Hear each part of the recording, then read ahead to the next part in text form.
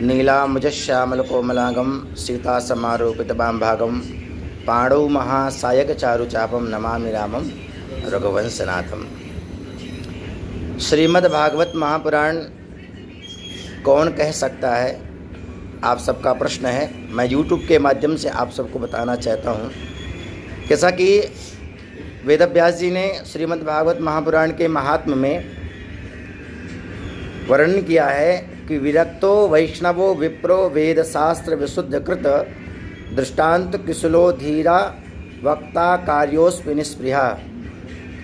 अर्थात वक्ता कैसा होना चाहिए, वक्ता भागवत कथा कहने वाला कैसा होना चाहिए, कौन होना चाहिए, कौन अधिकारी है, व्यासपीठ में कौन बैठ सकता है और व्यासपीठ में बैठ कर के कौन उपदेश कर सकता है, इन सब बातों को विस्तार से हमारे वेदव्यास जी ने वर्णन किया है।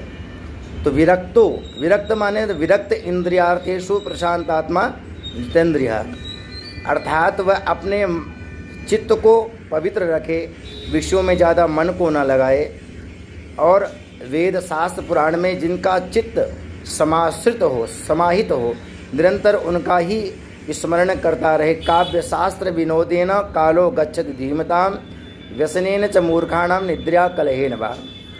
जिनका समय काव्य शास्त्र में, भगवान की भक्ति में और भगवान के सत्संग में रहता है, ऐसा वक्ता विरक्त स्वरूप विरक्त होना चाहिए।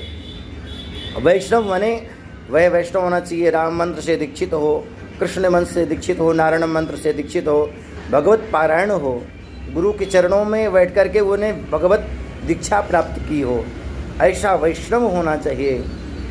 वेद शास्त्र, वेदों का अध्ययन किया हो, गुरुकुल में जाकर के वेद का अध्ययन किया हो। हमारे यहाँ परंपरा है कि जब बालक 5 वर्ष का होता है, यज्ञोपवीत संस्कार होकर के वह जाता है, अपने गुरु के सानिध्य में रहता, वेद पुराणों को अध्ययन करता है और फिर वेद ज्ञान को लेकर के उसको समाज में शास्त्र के अनुसार उस ज्ञान का विस्तार करता है।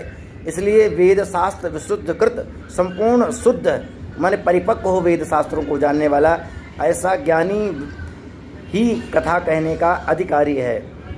दृष्टांत कुशलो धीरा, वह धीर हो, दृष्टांत कुशलो धीरा वक्ता कार्योस्मि निस्पृहा, वह ब्राह्मण हो। इस प्रकार से इन लक्षणों से जो युक्त हो वही भागवत कथा कहने का अधिकारी है।